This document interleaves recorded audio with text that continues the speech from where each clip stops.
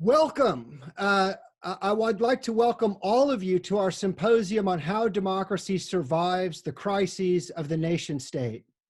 During these next 3 days, we will explore how democratic societies can meet such challenges as climate change, economic inequality, and resurgent authoritarianism. We will also explore how new forms of democratic representation, dialogue, and cooperation can be created and fostered beyond the boundaries of the nation state. For this reason, I am very happy to introduce our first plenary speaker, Sheila Foster of Georgetown Law, who is an internationally recognized pioneer in developing cooperation among mayors across the world to solve global problems where all of us experience them at the local level. After her talk, Dr. Foster will be joined for commentary and Q&A with the award-winning political science scholar, Professor Graham Wilson, who co-founded the Initiative on Cities here at Boston University. I would like to thank all of you for being here, and I must also take a moment to acknowledge our considerable debt to the late Anthony Genetos, the visionary director of the Pardee Center for the Study of the Longer Range Future, who passed away in 2019. Anthony believed in this project, and it would not have happened without his approval, his very patient advice to Michael and me, and his very kind support. So with that, I give the floor to Professor Sheila Foster. Thank you. Great. Thank you so much. And I feel so honored and privileged to be opening this incredible conference. Thank you for inviting me. I hope you can see my screen. We sure can, yes. Great. Okay, fantastic. And I look forward to being in conversation with Dr. Wilson afterwards. So I had the pleasure of working with the late Dr. Benjamin Barber, author of many books, but I think most relevant for our reasons is his book, If Mayors Ruled the World. And I worked with him right before his death to launch his brainchild, the Global Parliament of Mayors, on whose advisory board I sit and have chaired. Shortly before his death, one of the last interviews that Dr. Barber gave was to City Lab in conversation with Richard Florida and others, and he said the following on the screen. In the 19th and 20th centuries, local meant parochial, local meant backwards, local meant reactionary. The fundamental balance between national and local has been inverted. What in the 19th century was a defense of universal rights by a national government and resistance to that by racists and localists today has been exactly inverted. Every progressive policy you can look for, whether it's the minimum wage, whether it's the defense of rights, whether it's the defense of immigrants, is now an urban one, a local one. And national government has become reactionary, not universal. And it's not just the United States. National governments are increasingly parochial and cities are increasingly cosmopolitan. It's exactly reverse, which gives cities a whole new role.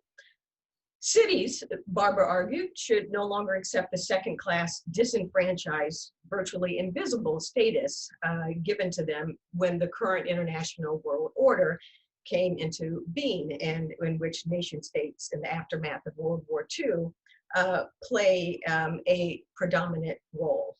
He recognized the declining productivity and insularity of many national governments, as well as their inability to agree or compromise when attempting to resolve transborder challenges. And despite the fact, which he acknowledged, and I always pressed him on, that cities and their leaders were structurally shut out of the international system, in particular the United Nations and other international institutions, he argued that cities could operate as powerful agents of global governance and exert considerable power in pushing forward global agendas on a range of cross-border issues like climate change and migration.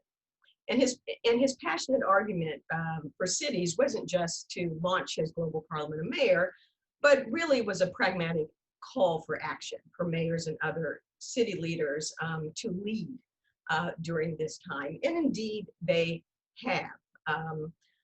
I think that the realm of climate change is one place where nation states have long struggled to come to an agreement with binding commitments and where cities have played a outsized role. So when the 114 heads of state failed to come to an agreement in 2009 in Copenhagen, over 200 mayors attended a parallel climate summit where they agreed on collaborative efforts to meet the goals of international climate agreements, even when states could not. So before COP21 was negotiated in Paris, as this shows, states had already conducted 20 COPs or conferences of party without any significant achievements. But the consistent collective action by cities was a significant factor, some have argued, in pushing the COP21 agreement in Paris. And now both the Paris Agreement and the UNFCCC Climate Action Agenda recognize the need to involve cities. And cities around the world are at it again, right? Cooperating through networks like C40, working together, vowing to reach the goals of the agreement, even after the US has reneged on its commitment.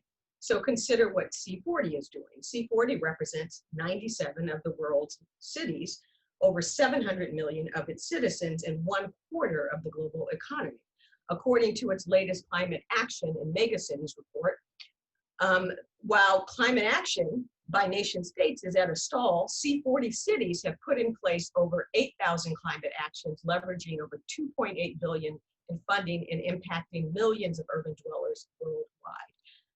The massive influence of C40 is one testament or exhibition to the ways that cities are exercising their soft power through international networks, leveraging their status, as this chart shows, as the world's primary engines of wealth creation.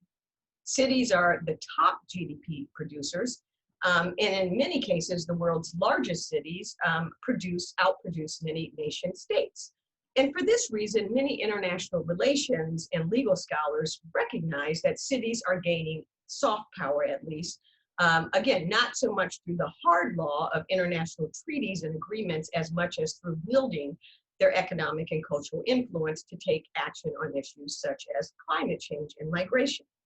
So scholars like Anne-Marie Slaughter, whose foundational book, A New World Order, established the now well-accepted proposition that states are no longer the only relevant actor on the global stage. Instead, a variety of non-state actors, governments, firms, and other market actors, civil society, and citizens exert real influence and achieve tangible successes alongside nation states.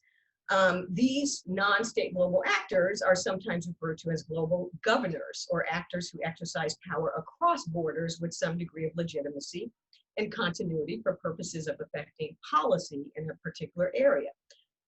For a while, the study of this new world order left out cities, actually, and until recently, the work of international relations scholars like Michele Acuto inserted cities into this new world order, arguing that cities represent one of the many spheres of authority that define and shape modern international relations, and that the traditional infrastructure of international politics now operates alongside and sometimes in collaboration, often in contestation, but in parallel with novel forms of authority, sovereignty, and transnational agency below the level of the nation state. And indeed, myself and a colleague, Christy Swiney, at the Global Cities Initiative at Georgetown undertook a study of the over 99 international, which is cross-border city networks in 2018 for the Global Parliament of Mayors. And we found that there are almost 100 international city networks in the world right now that are focusing on a number of different issue areas.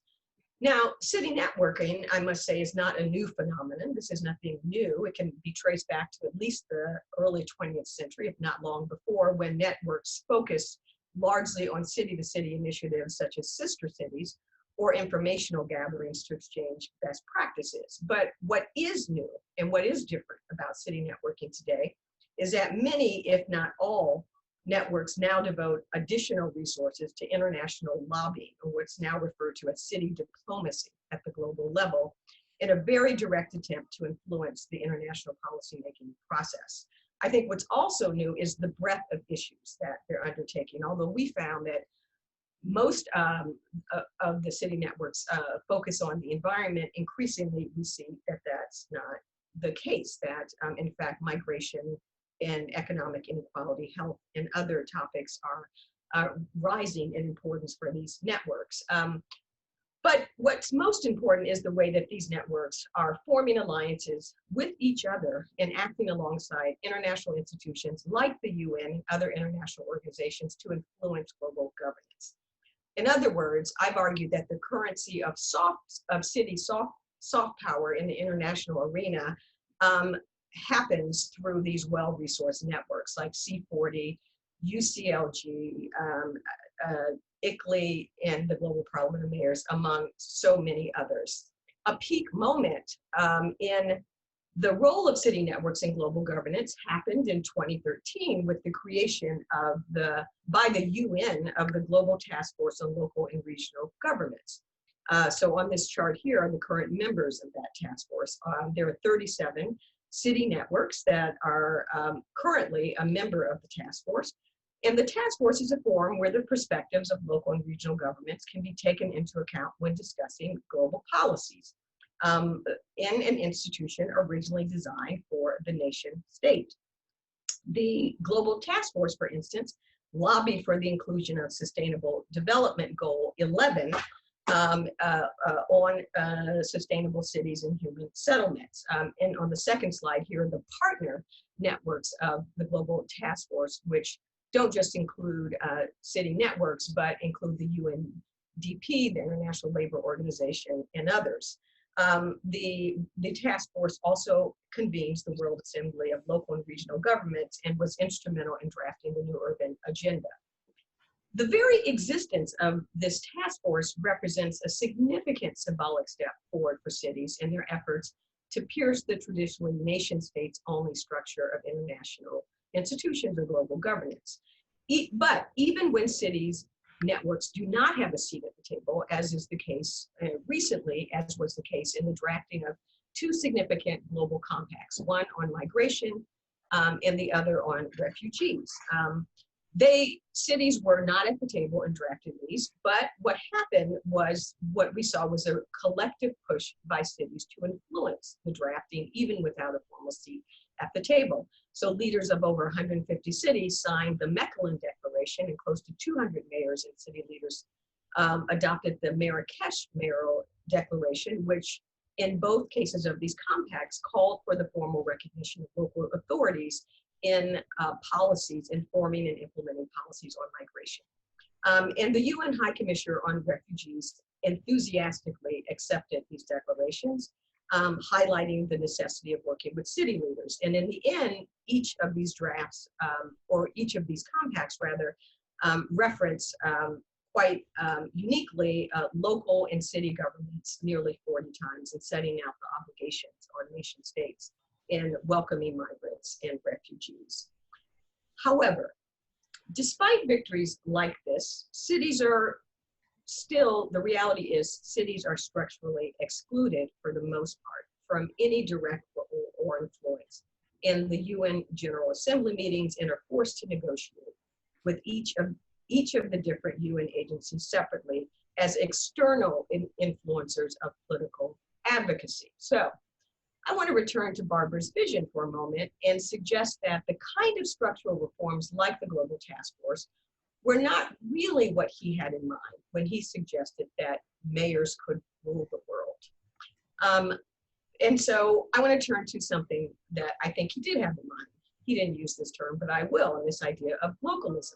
For sure, city networks can be powerful agenda setters, elevating and amplifying the voices of mayors and other local leaders in the halls of international institutions. But it would be a mistake to view their collective action and the power of city networks as confined to influencing international policymakers. As Barbara argued, cities can effectively exercise their soft power by acting collectively, interacting with each other across boundaries to implement common policies and practices that directly, quote unquote, affect more than half the world's population and indirectly serve the entire planet. His view was that mayors need not work need not await the cooperation of international institutions, multinational corporations, or nor dysfunctional nation states. Cities are already engaged at home in governance, putting in place policies that fulfill the urban quest to secure justice and security for its residents and citizens. So, glocalism versus the globalism that we see with interaction between international institutions and state actors with incorporating the views of cities and then expecting cities and local governments to implement those is in direct contrast to glocalism, which first appeared in the late 1980s or 80s, this term, by Japanese economists in the Harvard Business Review. According to the sociologist Roland Robertson, who's credited with popularizing the term globalization, he described it as the tempering effects of local conditions. He argued that globalization means the simultaneity, the co-presence of both universally and particularizing tendencies.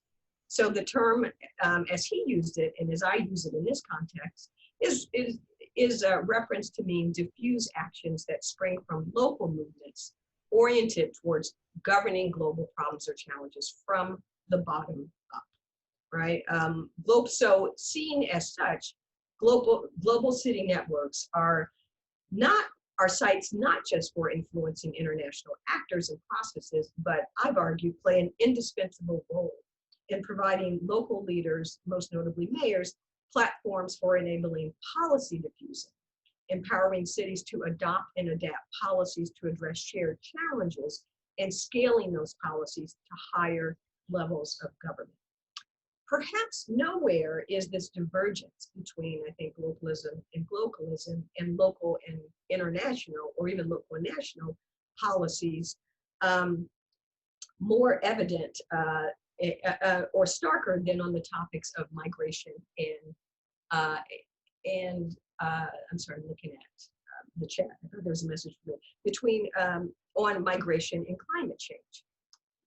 So consider the rise of human rights cities, right? Or the effort to form human rights cities, as well as the adoption of sanctuary city policies around the world. The network of emerging human rights cities, and separately, the effort to instantiate in human rights cities or to operationalize the SDGs is among the ways that cities are taking bolder stances than their nation states from the bottom up.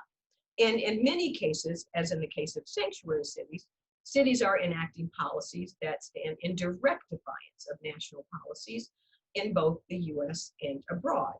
Often these policies run counter to what we see is an escalating number of national governments that have become increasingly insular and xenophobic. And so in response, a number of cities, especially, but not only the world's largest global cities, have opened their doors even wider to migrants and refugees in an attempt to buck these backward and in many cases racist trends. Another example that I want to point to briefly is mayors for guaranteed income, right? City leaders are trying to get out in front of national and sometimes international institutions to more boldly respond to economic inequality. This network was founded in the midst of the COVID health and economic crisis in June 2020 of this year. A number of guaranteed income pilots are happening across the country, spurred by the mayor of Stockton, Michael Tubbs, who's been giving 125 residents $500 per month since February 2019. In Jackson, Mississippi, the same thing is happening.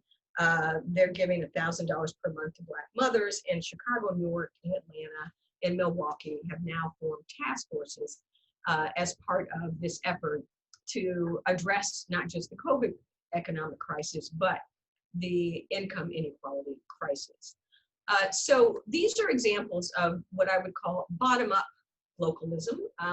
These are global problems that require often global solutions: climate change, migration, economic inequality as a result of globalization and open borders, open economic borders, but in which nation states have not met the challenge and cities and local leaders are responding. So the final part of what I want to say, and that's part of glocalism, is what legal scholar Christine Levitt has called upscaling. Through their collective actions, declarations, and commitments, cities around the world are creating their own set of transnational legal norms and policies outside of, again, the narrow strictures of international law and international institutions, not built for their participation.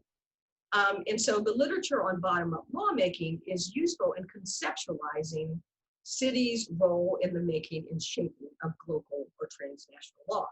These scholars observe that cities, in conjunction with a diverse community of transnational actors, private parties, NGOs, state, local, and national officials, coalesce around shared on-the-ground experiences and typically come together to form multi-scalar networks which engage in both scaling up and scaling down processes. According to these scholars, cities are interacting with international standards and across international borders, but also localizing them simultaneously.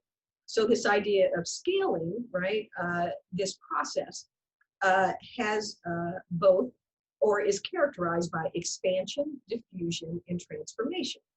Horizontal upscaling is based on voluntary actions and direct relations between leading cities.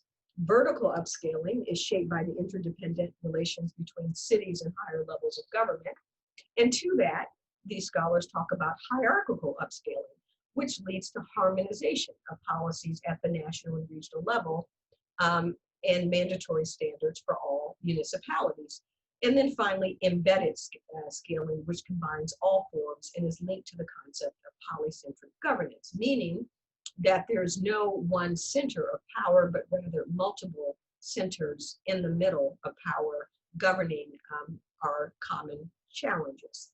So this concept of scaling, this aspect of glocalism, I think is useful when thinking about how norms created by city networks have the potential not only to change the lives of urban residents around the world through the collective action of local leaders, but also to influence and shape the contents of international and transnational legal norms and policies.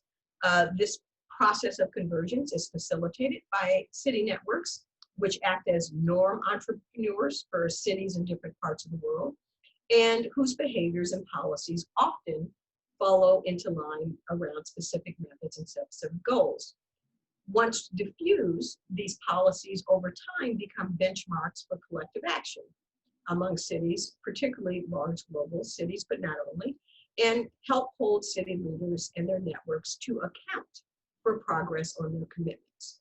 And then finally, these local policies and standards can scale upward to penetrate the international policy-making circles, a phenomenon that I think is apparent in the areas of climate and migration, as we see at the international and local levels. So in conclusion, this new era of glocalism is upon us already, and cities and leaders are at the forefront of it. Evidence of the important role that city leaders play in this new world order is the continued proliferation of city networks like the ones I've mentioned throughout the talk. And as a caveat, this is not to say that cities like nation states are immune from many of the challenges and pitfalls that inhere in the difficult and complex task of governance. But if recent history is a guide, cities and their networks are successfully navigating this terrain and learning how to effectively bridge the local global divides in ways that nation states have either been unable or unwilling to do so. So I'll stop there, and I look forward to your comments. Well, thank you so much. What a pleasure it was to listen to your talk, Sheila, and what an honor it is to be invited to take part in this very, very exciting and interesting conference.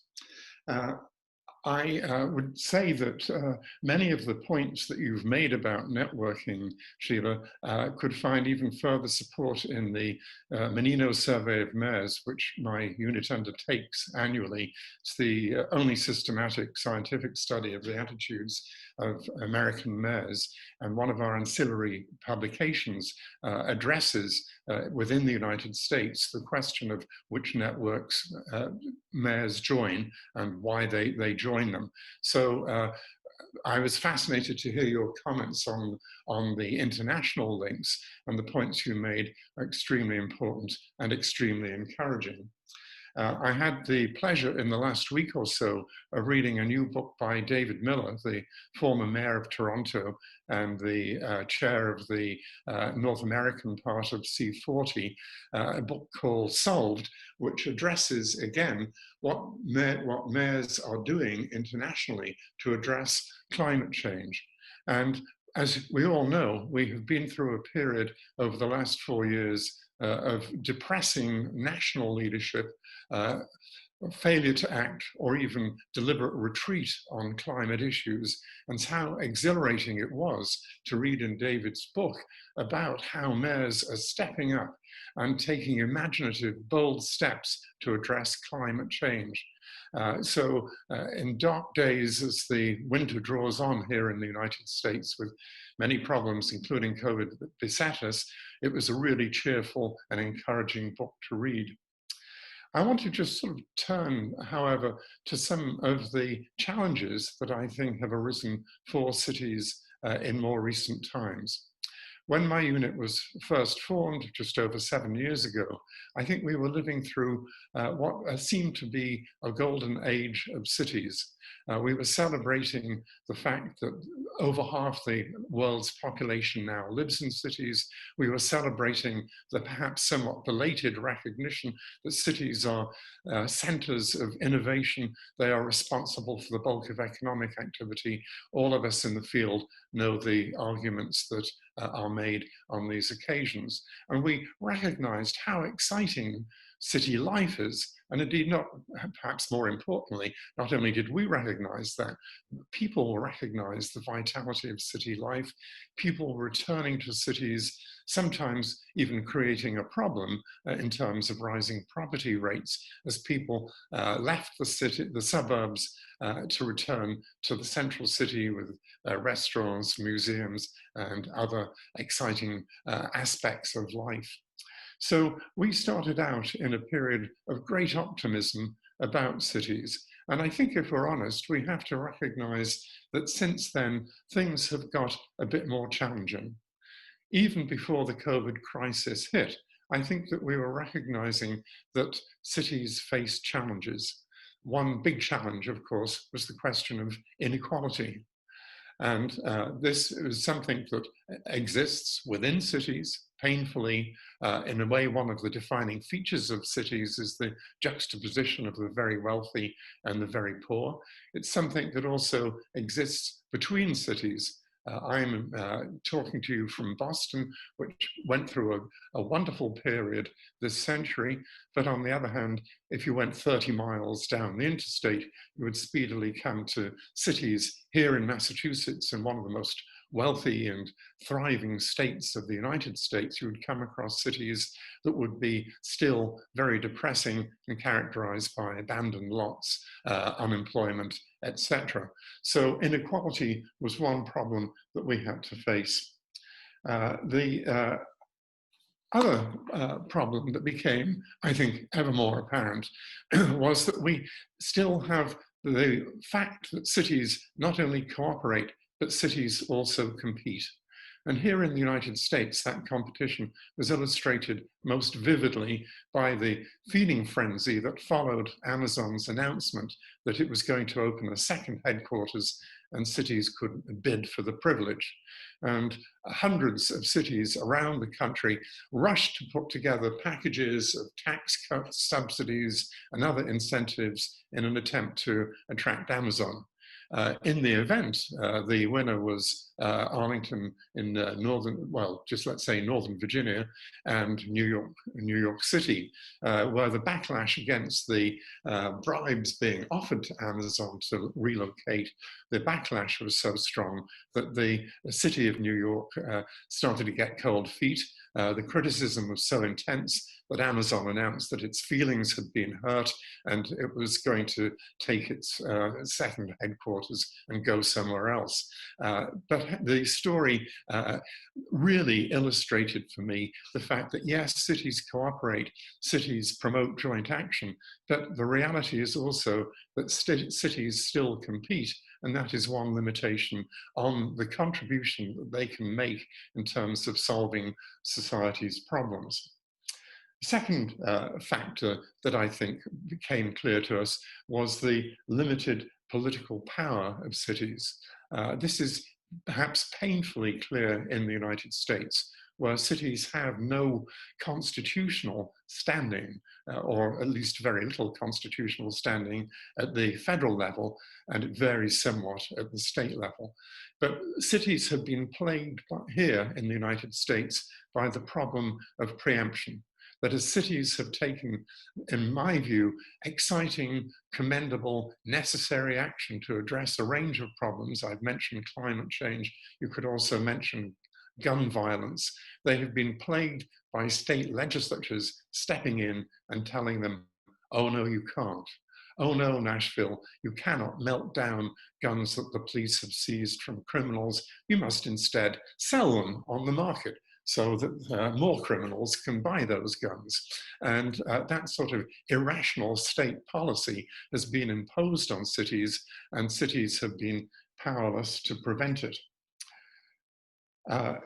We also have to recognize that in a number of crises this century have reinvigorated the importance of the nation state. If we step back, I think we would agree that there are probably two central crises that have characterized this century so far: the Great Recession following the 2008 financial collapse, and COVID.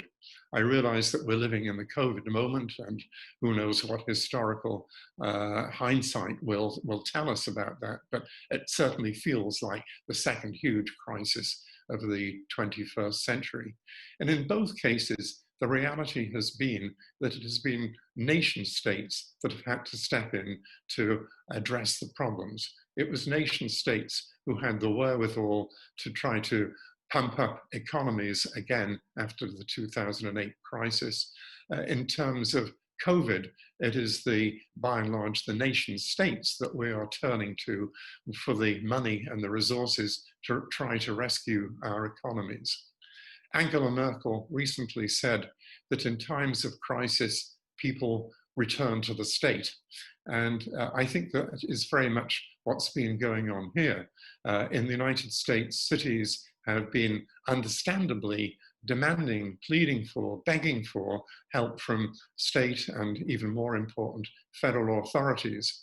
And I'd have to say that it has been interesting, and to me saddening, to see that cities have been unable, most recently, to extract those resources, the resources they need to keep their small businesses and their citizens going in the COVID aftermath. They've been unable to extract those resources from Washington, DC. The US Conference of Mayors and the National League of Cities put on a tremendous effort to get the United States Senate to pick up the legislation that the United States House of Representatives had already passed to bring relief to a number of actors in the United States in the COVID crisis, but cities and local governments being very much on that list of people who would have been beneficiaries. And as you may have just seen, the Senate failed to act. Mitch McConnell, the Republican leader, showed a considerable lack of interest, if not hostility, to the request. The administration sometimes seemed interested, sometimes didn't seem interested, and Congress is now adjourned until after the election. Perhaps, therefore, signaling what for many of us is the regrettable limit on the power of mayors in this country to compel action. Well, I don't want to make this too much US-centered. I would note that Andy Burnham, one of the great leaders of metropolitan governance in the United Kingdom, has similarly just been put in his place in constitutional terms by Boris Johnson, who failed to follow the leadership that Andy Burnham was giving to deal with COVID in Greater Manchester, but to do so in a way that recognized the economic challenges for its people and its small businesses. So in other words, I think that some of the crises that we've experienced this century, the aftermath of the financial crisis and the COVID crisis itself, have strengthened in a peculiar way the role of the nation state and have unfortunately served to illustrate some of the limitations on city leaders and the resources available to them. And I say this unfortunately because I'd want to return to the point that I made earlier in my response, that at a time of failing leadership at the national level in the United States, it was so heartening to listen to Sheila, to read David Miller's book, to reflect on the great leadership that the crisis has shown us, coming from mayors like Garcetti or Fisher in this country, Hidalgo in Paris, the list could go on. Great leadership, great ideas coming from cities. The question is, will national leaders have the sense to turn to cities and free them to tackle those problems? Thank you very much. Let me just say a couple things. I thought those were excellent comments, and I can agree with everything you said and still stand by everything I said. In other words, that it would be a mistake to think in either or terms, right? The nation state's not going away. We need the nation state. Mayors are never going to rule the world. And I think even Barber didn't believe that, right? But the point is the New World Order point, right? The point is not to think in binary terms, but to think in terms of leveraging power, right? And working with a constellation of actors to get certain things done. So everything you said is right. We've seen it in COVID, right? The federal government has failed. In a federalist system, we have states and cities that can pick up when the federal government fails, and to work with each other and work with the private sector.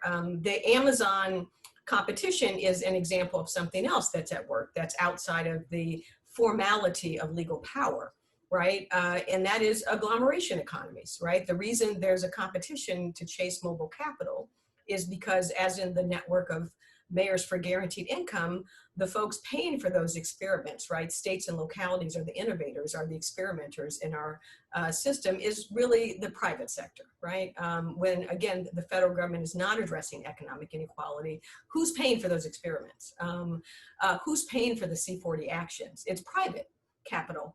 So I do think that it's not either or, and it really is this kind of polycentricity that we have to move beyond thinking that it's a kind of dyad and between nation and local, or either local and global, but rather a much more interesting constellation of actors that are working together to leverage various kinds of soft power. Thank you. So a question for Sheila coming from Michael. Conflict between the present administration and sanctuary cities has been constant for some time. I was wondering if it could speak to the kind of challenges that appear between cities and national governments. A big question at the end: do national governments see cities as rivals or collaborators? So first on sanctuary cities, and to your point about preemption, Graham, you know, the federal government tried to preempt sanctuary cities and lost those cases in court. State governments can preempt, and although even then the picture is mixed. So I think both. So I think what we have here is not national and city, or even state and city. It's really partisan divides more than anything else at various levels of governance. And so in that sense, I think the competition is really not between government, but between partisans. And that's quite unfortunate, right? So the Texas state legislature passed a bill that would actually fine and put in jail any police officers or other local officials that tried to enforce, you know, cities' sanctuary policies. And, you know, that's been tied up in court. That's an example of nuclear preemption, or what one scholar has called the new preemption. But national governments don't really see cities, and you're right, cities aren't part of the Constitution, states are, and all the power that cities get are from states. And sometimes they do work with them, the housing and urban development. There are a number of agencies that work with cities, but I'm not sure that this national government sees cities as rivals. And in other places, where I've worked in the world, I don't know that that's the case either, simply because cities lack that formal power. So that's the challenge between cities and national governments is the layer of government that, at least in the US and in other contexts, whether they're provinces, regions, or your states, lies between the cities and the national government, and that's states. Cities tussle mostly with that level of government, at least in the US. Just if I don't want to blot out the other questions, just might follow up very briefly on that. But maybe, Sheila, one of the things we're thinking about here is whether or not there is a belief in what I think the Europeans would call subsidiarity. Yeah. In other words, the acceptance or the belief in, not just acceptance, problems being solved at the lowest possible level. And what we've been talking about is a failure to embrace that doctrine, but rather that idea, but rather to sort of think in terms of institutional rivalry rather than a willingness to say, for example, maybe a big city knows what it should be doing about its gun problem. Well, so subsidiary here outside the European context really means states' rights, right? And we are committed, and we saw that in COVID, where the president kept saying, it's up to the states. And then states give it to the cities, right? It's the states' right? The 10th Amendment says all powers not given directly to the federal government belong to the states. That is our principle of subsidiarity. And states are the kind of, are the laboratories of experimentation. So that's our subsidiary principle here in the US. And I think we saw that at work during COVID. Okay. Susanna asked, what's the main focus of Cities Network? Implementing agreed guidelines, a sort of transnational autonomous role on the one hand, or lobbying governments and international organizations on the other? So city governments vary greatly on this. Some of them are more geared towards lobbying efforts at the international level and structural reforms, while others are very much focused as, for instance, C40 and ICLEI on particular areas, the Mayor's Migration Council now, on particular areas of making substantive reform. So the city networks, there's now increasing literature, including by Michele Acuto at Melbourne, who study city networks and the ways in which they really vary quite dramatically. And here I'm focused on international city networks as opposed to regional like Euro cities or national like the US Conference of Mayors. So I think the focus varies dramatically actually across networks, with some being issue focused and others being lobbying and political bodies. So Barbara set up the Global Parliament of Mayors as a political body that can speak for mayors and empower them and almost jump over their national governments to the international level to grab power collectively so that they can effect change back home, notwithstanding their weakness, right? Their formal weakness within their national governments. So I think, and whereas UCLG, which is the largest network of local governments and cities, really is a combination of those two approaches of lobbying and politics and focusing on particular issue areas. I hope that answers the question.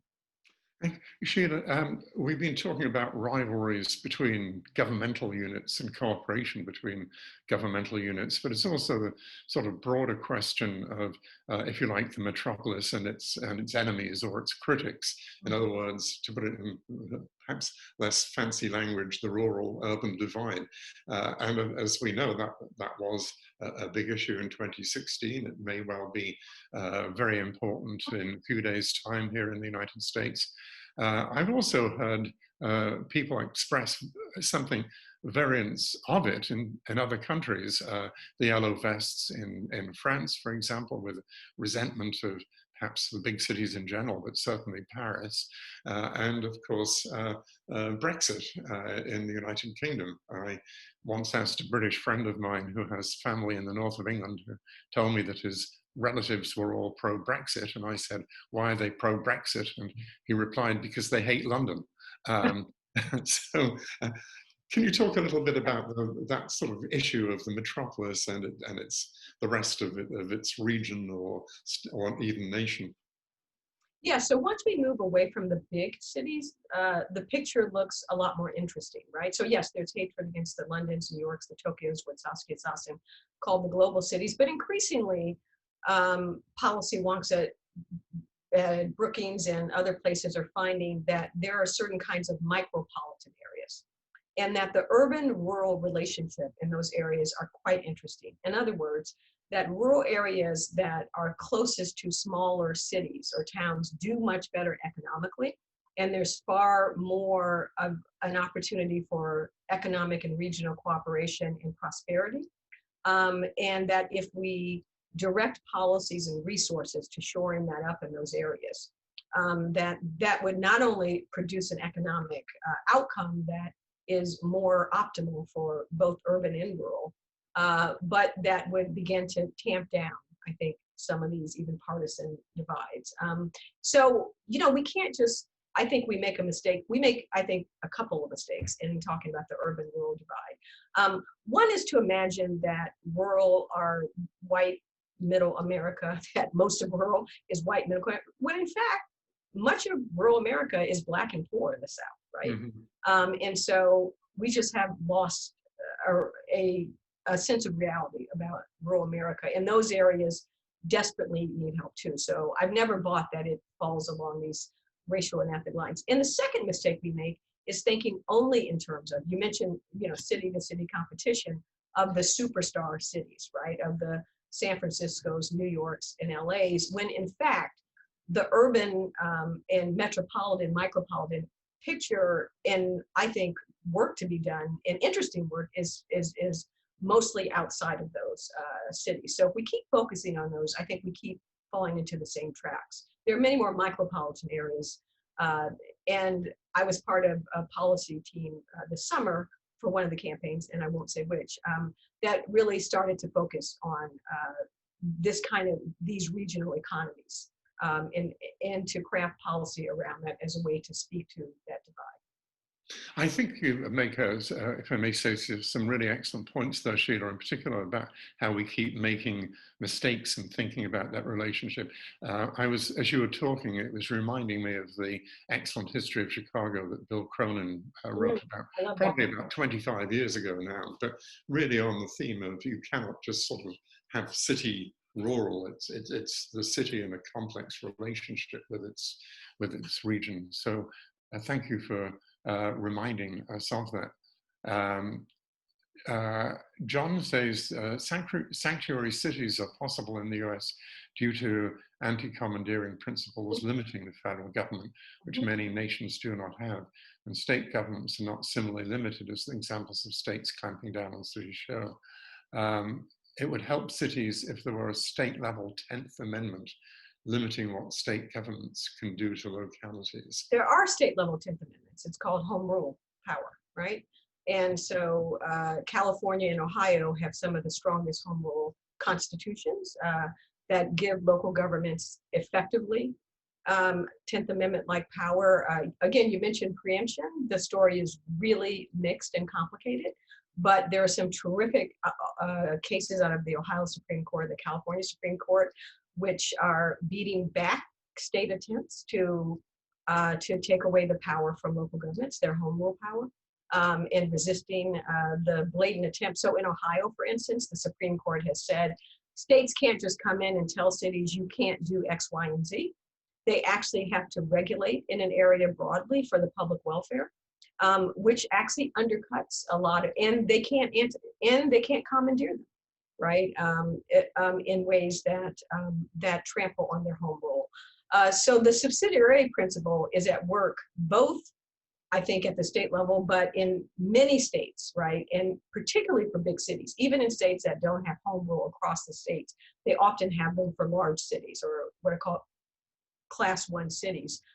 There is a significant amount of residuary and also granted 10th Amendment-like power to cities. It's not absolute, but neither is the power given to states in the Constitution. Thank you. Michael says rural-urban interdependence and urban global action. Interesting to think of Mark Peterson's new history of the city-state of Boston in this respect too. I'm not sure if you're familiar with that or Boston, but in a way we need Michael perhaps to amplify a little bit what he's driving at there. I mean, I think the idea of city-states is really interesting, akin to, so I'm not sure how Boston is a city-state unless we think about it regionally. Again, so I would say that it is, I tend to think regionally and not just in terms of cities. Cities exist in regional areas. And sometimes, if you think about Miami, for instance, there's the mayor of the city of Miami, but the mayor of Miami-Dade County, which includes a number of cities, is the most powerful actor there. And I think that if we think about scaling up to the regional level, we can address more of these issues in a more comprehensive way. And actually start to tamp down, or at least make a little bit more rational, the competition between cities for mobile capital, such as Amazon, if power is put at that level. And so we have some of those arrangements, you know, St. Paul, Minneapolis, for instance, regional power arrangements. And there's lots of evidence that those work a lot better along a number of metrics than this kind of heavily decentralized, giving every local government, including suburbs, absolute power to lock themselves up into kind of private government and then exclude. If you move that up to the regional level, you can do a lot of kind of distributional and other fairness and fiscal fairness in ways that address the kinds of inequality that get locked into regions, because we give local governments so much power, at least over their physical home, right, in terms of what to include and what not to include. So I think the regional interdependence is really interesting, as well as the micropolitan areas. And so I'm increasingly thinking on those levels, not on just the city. Yeah, I mean, one of the questions that I think we're touching on is when we talk about the city, what do we mean by the city? And do we mean a legal unit, which in Boston is only 670,000 people out of the millions in the metropolitan area, that we have a very, very fragmented system of local government here in Massachusetts. But it's not exclusively a Boston, let alone, or even an American problem, that you can think about, you know, what is really London, what is really Paris, what is really Milan, etc., etc. And Italy went through this interesting experience of, you know, giving more power to their macro or metro regions.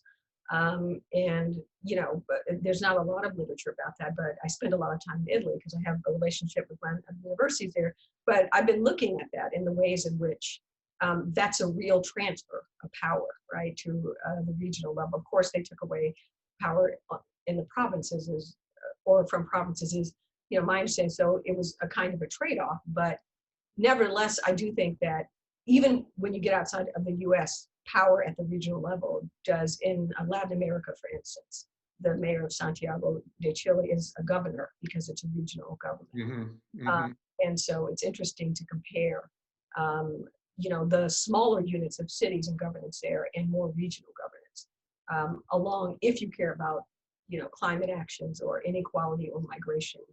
Does that level of governance make a significant difference, because it undercuts the stiff competition, even within a region, between local governments that produces a lot of inequality?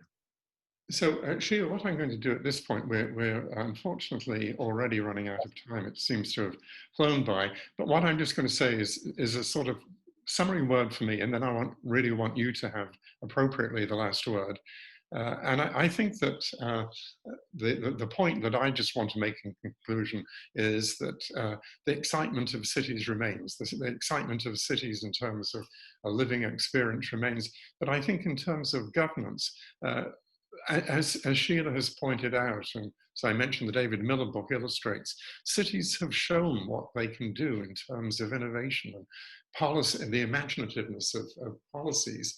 And if there's anything encouraging which has come out of the COVID experience in the United States, it's been the drawing of attention to people with great leadership skills at the city, and yes, in some cases I'd have to say at the state level too, people who have been great leaders for a long time, but who have been obscured by the focus on national politics. My position is not to doubt the capacity of cities to do interesting things. I'm just going to conclude my remarks by saying my central worry is, will other people let them fulfill their potential? Sheila, over to you for concluding. And I do think that's the central question, but I also think it's like I will continue to press on the formal, informal, or the legal power, the soft and hard power, right?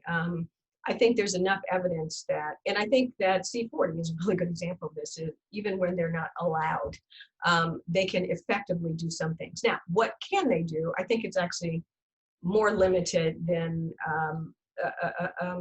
even Barber, right, believed in.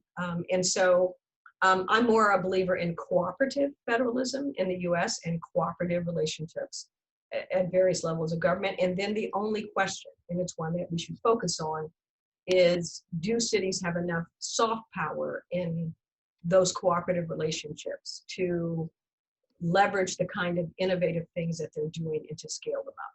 And that remains an open question.